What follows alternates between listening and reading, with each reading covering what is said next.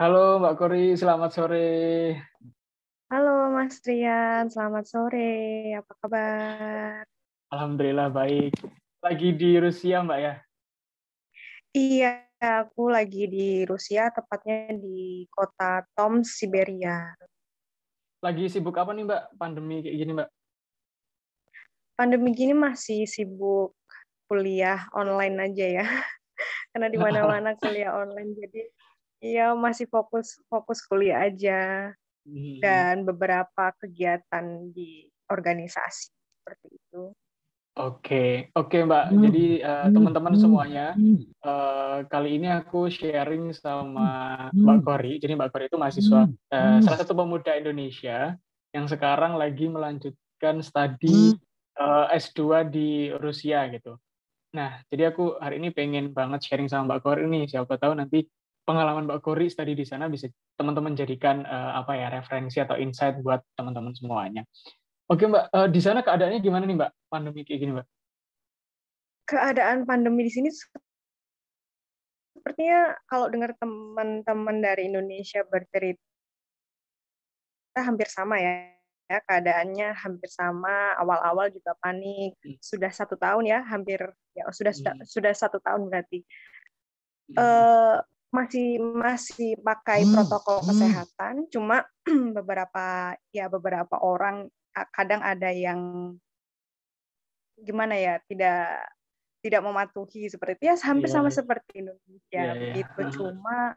Cuma di kampus sekarang ada beberapa jurusan yang sudah membolehkan offline, tapi ada beberapa jurusan juga yang masih belum membolehkan offline gitu. Nah, kebetulan fakultasku di jurusan aku itu masih online semua, jadi kami masih belum tahu sampai kapan kita akan belajar online gitu.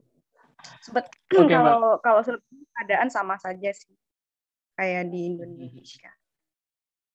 Siap-siap. Oke, mungkin aku akan lebih membahas tentang ini ya Mbak, apa pengalamannya sampean sekolah di sana gitu.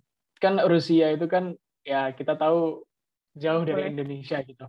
Nah, Mbak Kori dulu kenapa sih memilih Rusia gitu sebagai salah satu negara untuk melanjutkan studi? Betul. Sebenarnya kalau dari latar belakang aku studi S1 dulu, karena aku ambil jurusan sastra Rusia di Universitas Indonesia, mengapa mengambil lanjut mengambil studi di Rusia, salah satu alasannya adalah aku ingin mengembangkan bahasa, terutama bahasa Rusia aku, karena kalau belajar di Indonesia, kita kan jarang sekali intensitas bertemu dengan native speaker gitu kan, Hmm. atau pembicara lokal. Tapi dengan kita belajar atau lanjut studi di Rusia, tentu ini akan mengembangkan bahasa aku, karena biasanya kalau kita belajar langsung mempraktekkan bahasa yang sudah kita dapat dari teori-teori yang ada di S1, tentu ini menambah kualitas apa ya bahasa gitu. Hmm. Selain bahasa, tentu pengalaman sih ya, pengalaman karena basic aku ketika ambil skripsi, mohon maaf, ambil skripsi di S1 itu adalah studi budaya populer, kajiannya budaya Rusia, tentu itu menjadi motivasi aku banget untuk melanjutkan studi di Rusia, karena aku ingin langsung terjun melihat bagaimana sih budaya Rusia sesungguhnya, apakah betul Hmm. yang sudah saya baca, yang sudah saya lihat di televisi atau di buku-buku yang beredar di Indonesia seperti itu. Hmm. Kebanyakan kan teman-teman kita tuh kadang orang tua juga masih masih apa ya, punya pemikiran bahwa oh Rusia itu tuh lengket dengan apa namanya label komunis gitu kan. Padahal Ya. saat ini di abad 2001 justru Rusia itu ingin apa ya, menjauhkan label Rusia itu adalah komunis gitu. Bahkan Rusia sekarang itu sudah sangat demokratis seperti itu. Jadi melanjutkan studi ke Rusia itu sebenarnya buat buat aku adalah pembuktian ya, pembuktian bahwa Rusia itu tidak semenyeramkan yang dipikirkan oleh orang tua atau teman-teman yang belum tahu bahwa sebenarnya Rusia itu sudah jauh, sudah lama dari label komunis seperti itu. Yes, yes. Dari ceritanya Mbak Kori sudah membuktikan bahwa ini ya Mbak, yang dipelajari memang socioculture gitu ya. Nah, Iya, dari betul. di National Research Storm State University ini, Mbak Kori, apa sih Mbak yang sebenarnya dipelajari gitu selain memang budaya Rusia sendiri gitu?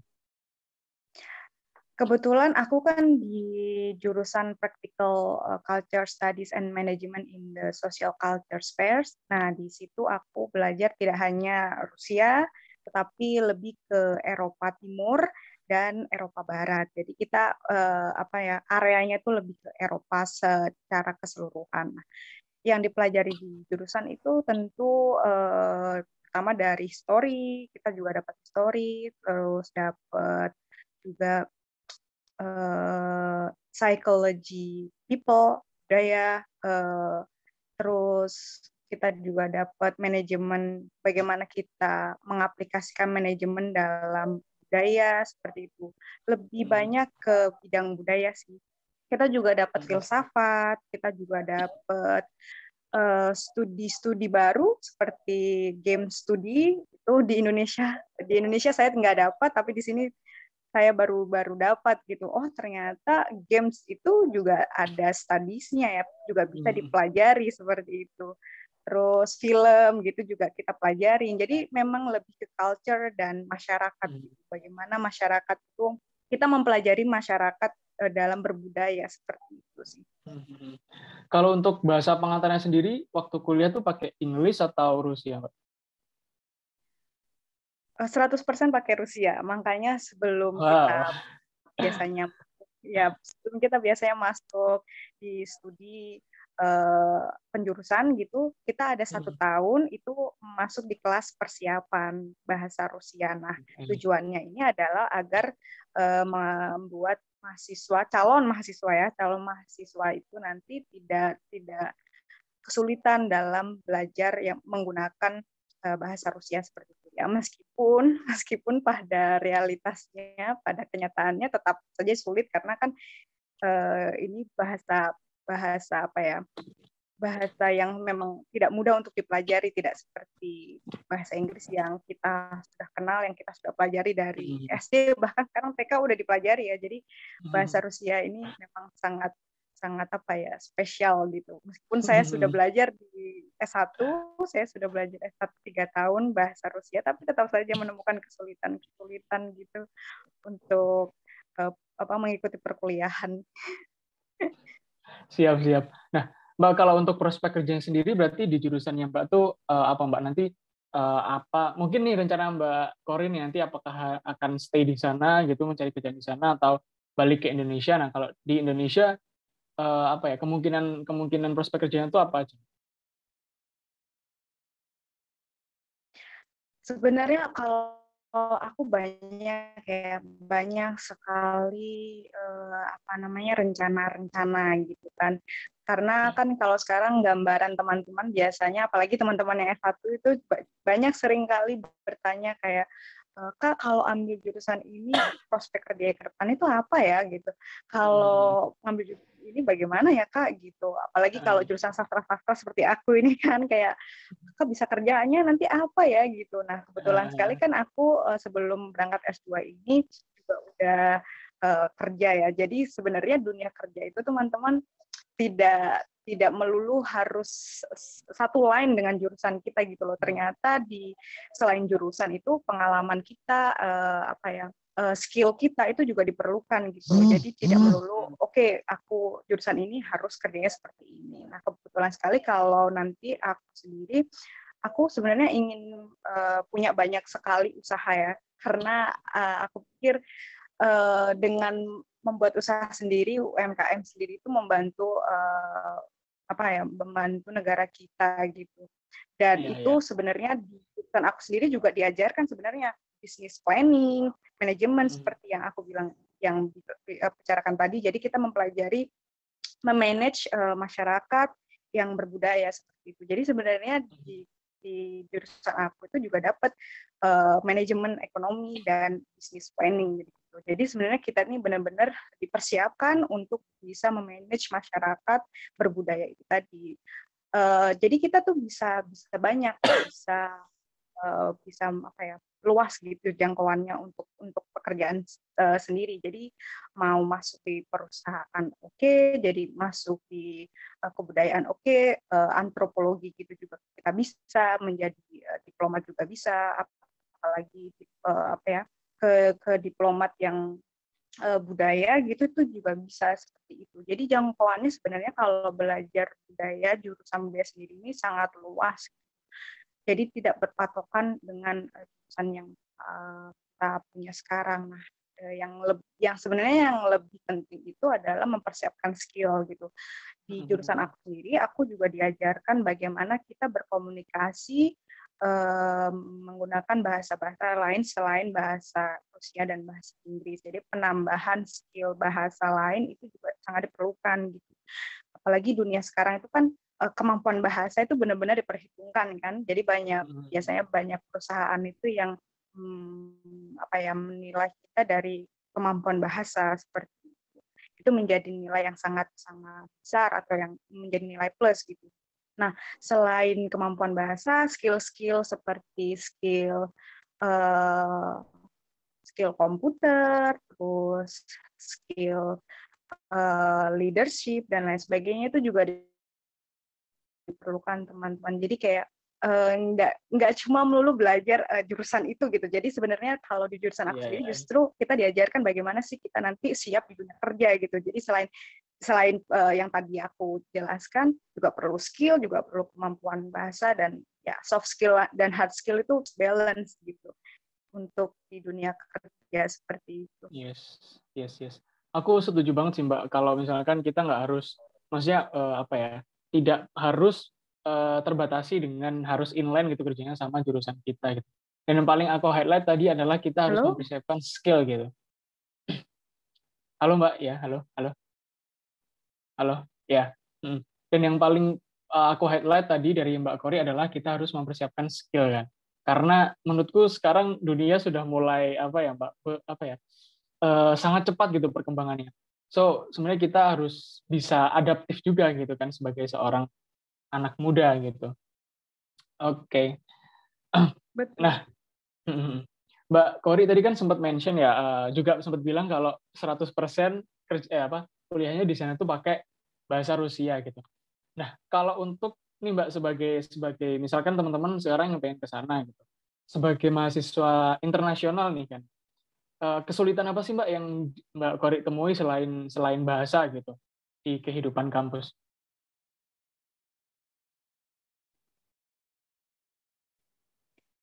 Selain bahasa, tentu budaya ya biasanya.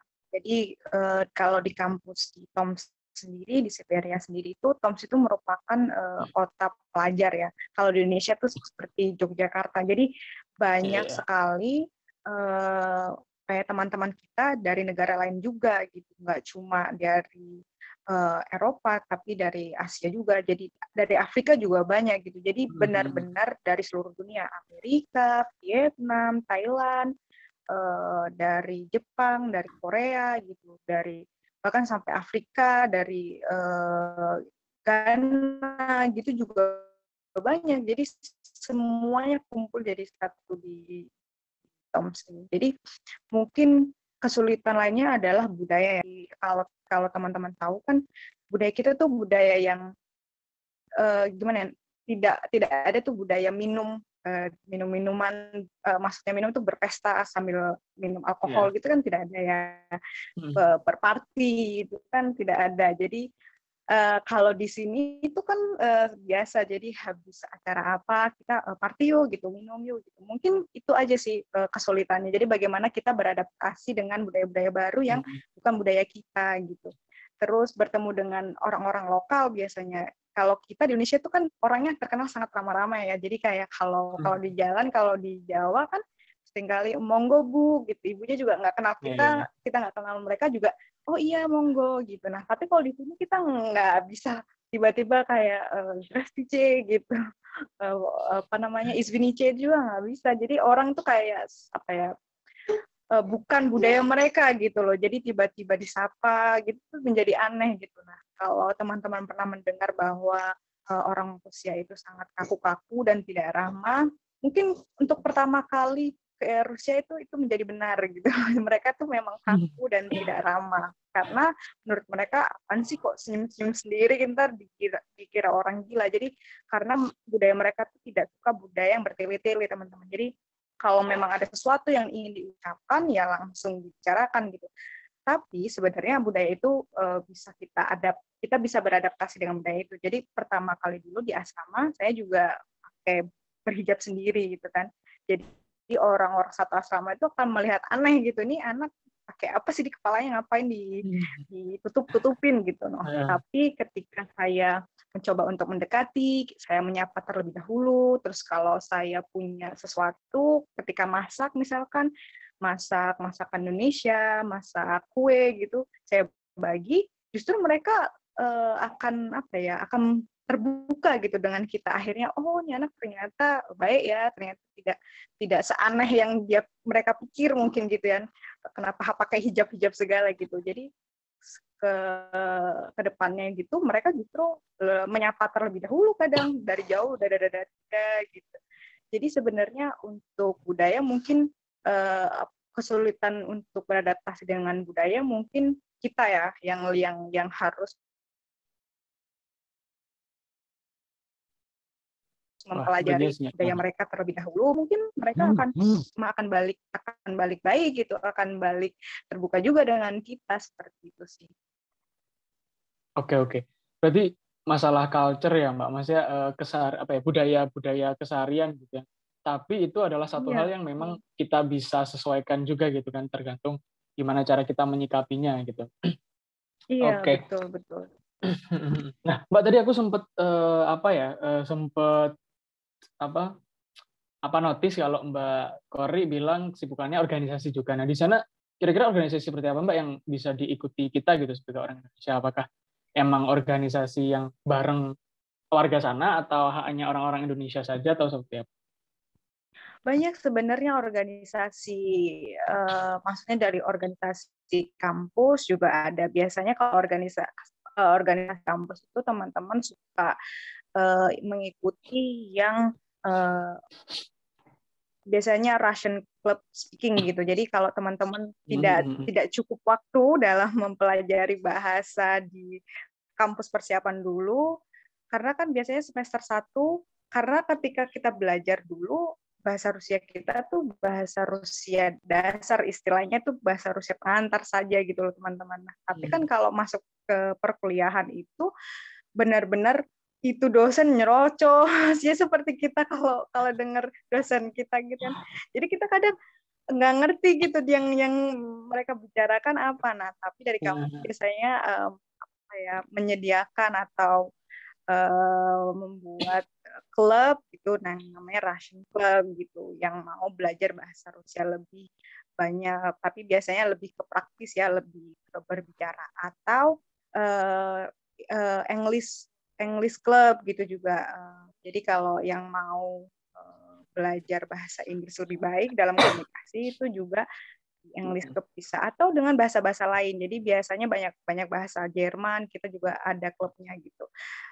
Mungkin ini lebih ke ekstrakurikuler kali ya kalau di Indonesia seperti itu. Nah, atau discussion club gitu. Biasanya kalau saya itu ada yang untuk master dan profesor, jadi gitu. Jadi itu untuk bagaimana kita belajar berdiskusi, mengangkat suatu isu gitu, kemudian kita berdiskusi dan mencari solusi untuk isu yang sedang dibahas gitu. Nah, itu biasanya organisasi-organisasi di kampus ya. Tapi kalau organisasi untuk orang-orang Indonesia atau teman-teman di sini Indonesia, itu ada yang namanya Permira, atau biasanya itu seperti PPI ya. Tapi bahasanya kalau di Rusia namanya Permira. Jadi Perhimpunan Mahasiswa Indonesia di Rusia gitu.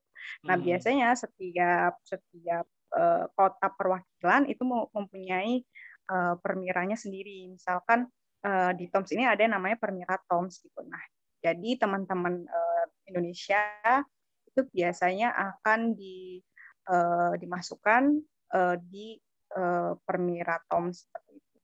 Kalau tidak menjadi BPH atau badan pengurus, tetap saja warga bukan mahasiswa Indonesia di sini itu sudah dimasukkan menjadi anggota permira TOMS seperti itu. Nah, kebetulan saya sendiri juga aktif gitu di permira tidak di permira TOMS sih, saya lebih aktif ke permira pusat gitu. Nah, kalau permira pusat itu biasanya yang menaungi permira perwakilan. Nah, biasanya permira pusat ini tuh juga akan berkoordinasi langsung dengan KBRI. Jadi jikalau ada masalah atau ada sesuatu permasalahan yang ingin dipecahkan gitu, biasanya KBRI juga akan membantu. Jadi gitu. Jadi kita nggak apa yang tidak berdiri sendiri gitu. Karena kita di sini jauh di negara orang, otomatis kita harus harus lebih berhati-hati gitu. Jadi ada dukungan KBRI untuk permira. Oke, jadi emang banyak ya organisasi yang bisa dipilih, Mbak ya. Nah, Mbak di Rusia sendiri banyak sekali. Di Rusia sendiri gampang nggak, Mbak, buat apa ya, cari makan terus transportasinya gitu. Untuk apa ya, mobilitasnya tuh gampang nggak, Mbak? Kalau secara fasilitas umum ya, bukannya ini membandingkan, tapi ini kan pengalaman saya sendiri. Karena saya dulu dari Banyuwangi, kemudian S1 kan di Depok ya, di UI.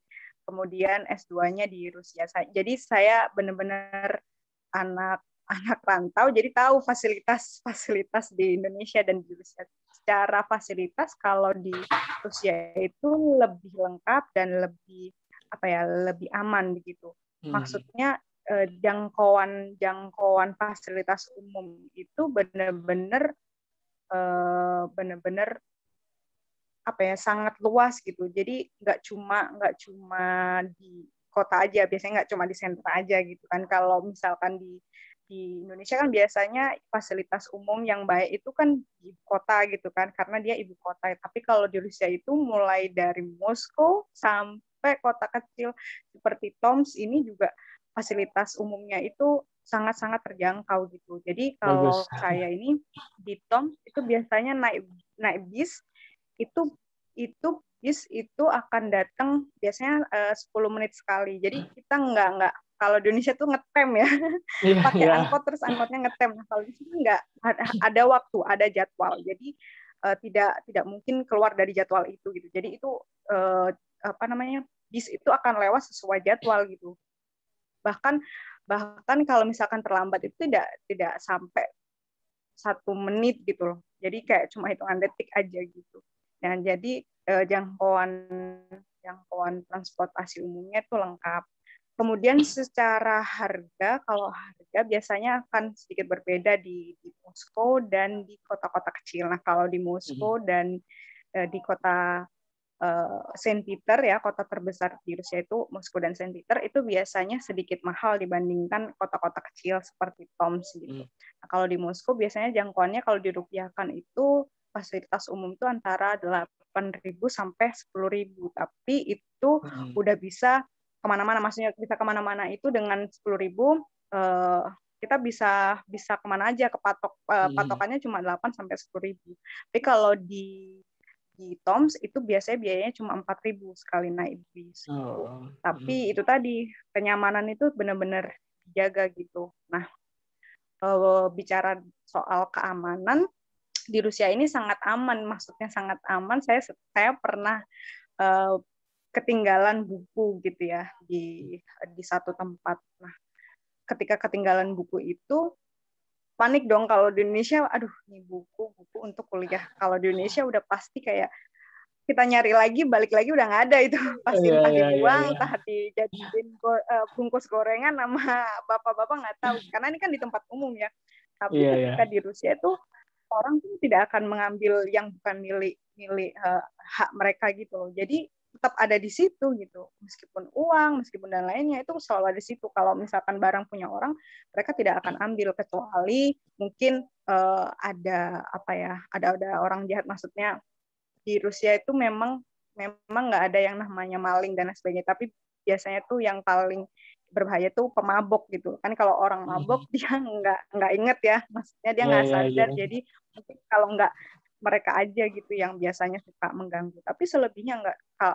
Kalau soal keamanan, karena aku sendiri tuh sering banget apa ya, pulang malam dan sering banget pergi itu malam-malam. Jadi pernah tuh sampai jam 3 pagi, jam 5 pagi itu jalan kaki dari satu tempat ke tempat lain. Biasanya dari satu tempat terus aku pulang ke asrama, itu jalan kaki itu nggak ada yang gangguin, nggak ada yang namanya begal, nggak ada yang namanya copet, atau lagi ada yang gangguin yang sangat berbahaya banget gitu kan. Kalau di Indonesia jam 9, jam 10 kita udah aduh takut banget ya, apalagi perempuan jalan sendirian di kota gitu. Kalau di sini tuh sangat aman sih gitu. Kalau secara keamanan dan fasilitas lebih bagus gitu, lebih baik. Iya. Seru Pak ya kuliah di Rusia Pak ya? Seru banyak lah pengalamannya. Oke, Mbak, mungkin sebelum aku kan tadi Mbak Kori sudah punya planning banyak. Sebelum cerita planning, ini Mbak mungkin apa ya? Satu hal yang mendasar kenapa harus apa ya, S2 ke luar negeri gitu. Di luar Mbak Kori harus mendalami budaya Rusia ya, gitu. Iya. Ini sebenarnya pertanyaan yang sangat bagus ya, karena aku sendiri tuh seringkali apa ya, concern dengan hal-hal yang demikian. Menurut aku tuh sangat baik jika kita punya pengalaman untuk studi keluar. Tapi aku menyarankan seperti ini sih biasanya.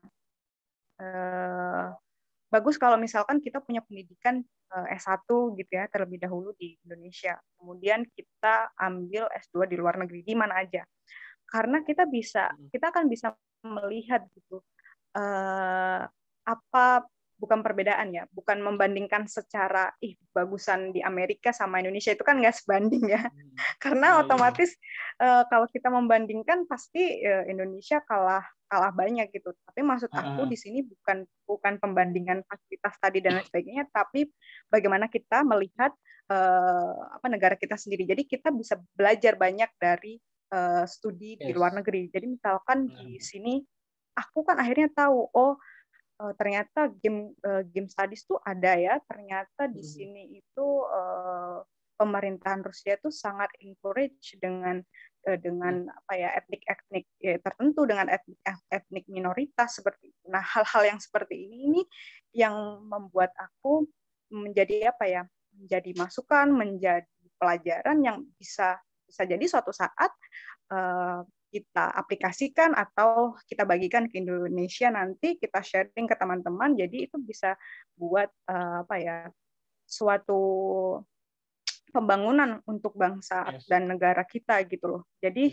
kita tuh harus, karena kalau biasanya kalau pengalaman aku sendiri ya, ketika kita belajar di dalam negeri, kita tuh tidak akan bisa melihat apa sih kekurangan di negara kita tuh. Kadang kita sudah merasa puas gitu loh, kadang nggak kok Indonesia baik-baik saja gitu, nggak ada masalah gitu. Tapi ketika kita keluar negeri, kita bisa melihat, di Indonesia itu kurangnya di sini ya. Mungkin akan lebih mungkin akan lebih baik jika kita mengadopsi beberapa hal ya, tidak semua, beberapa hal diaplikasikan ke Indonesia seperti itu. Tetapi yang perlu digarisbawahi yaitu tadi, kita nggak bisa membandingkan yang hal-hal apa ya,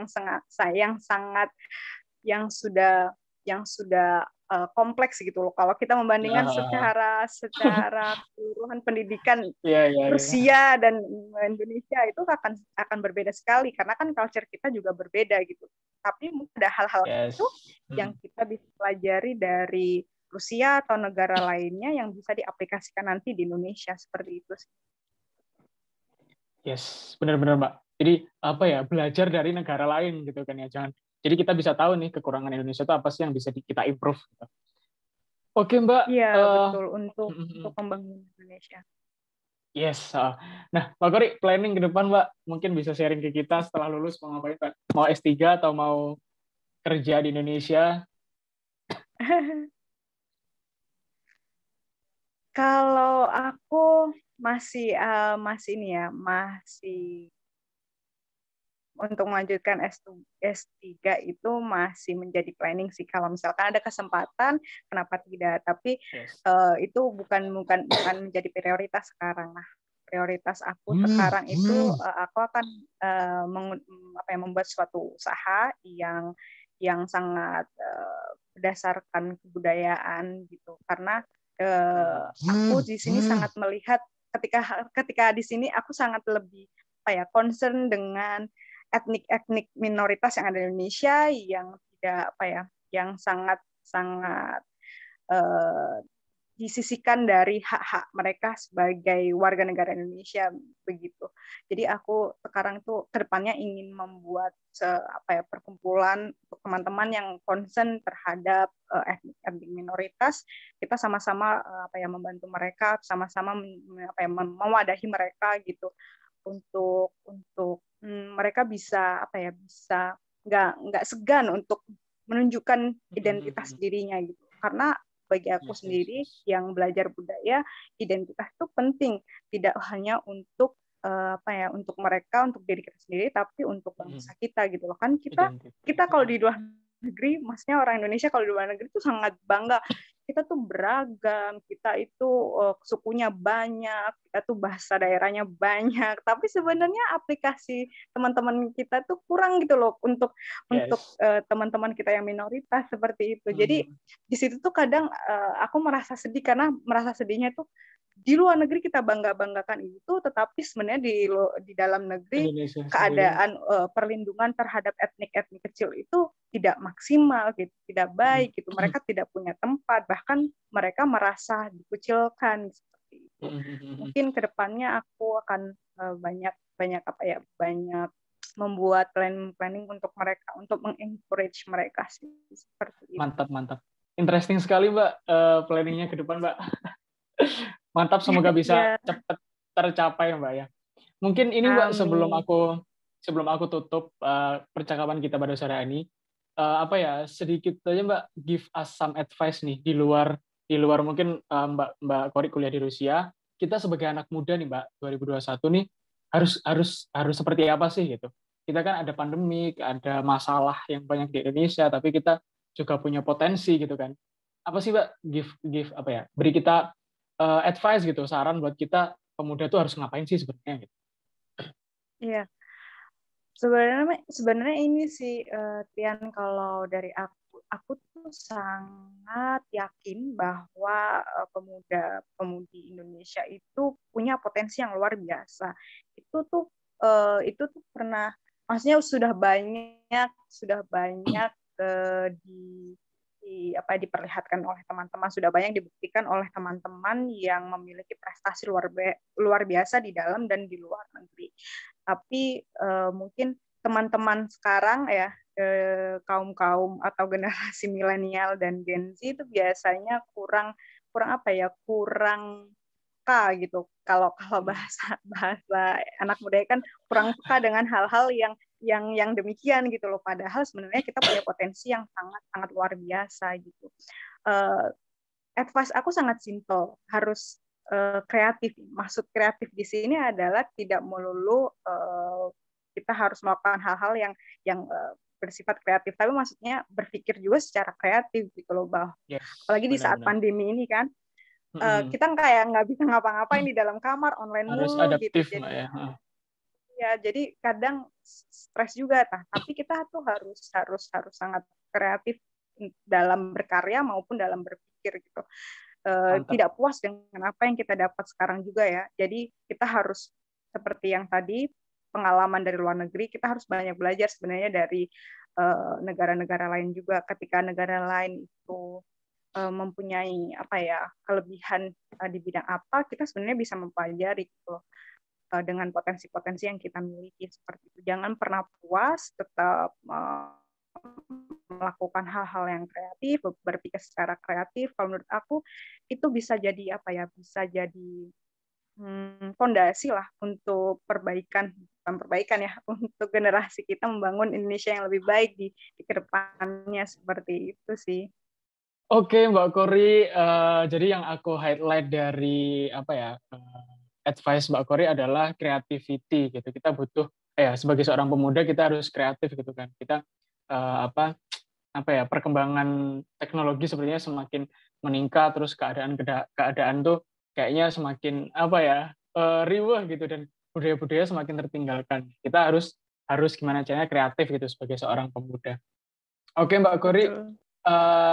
mungkin itu saja dari aku, Mbak. Thank you sudah mau meluangkan waktunya. Terima kasih. Mohon Terima maaf kasih kembali. jika mengganggu, Mbak. Semoga semoga Tidak. yang kita bicarakan kali ini, yang Mbak Kori sharingkan ke teman-teman bisa bermanfaat gitu, bisa teman-teman jadikan inspirasi gitu sebagai seorang anak Indonesia gitu. Oke, Mbak Kori. Amin. Iya, selamat menunaikan ibadah puasa semuanya, Mas Rian Siap, juga. siap, siap, siap, siap. Oke, Mbak. Thank you, Mbak. Sampai jumpa, Mbak. Iya, Dadah. sampai jumpa.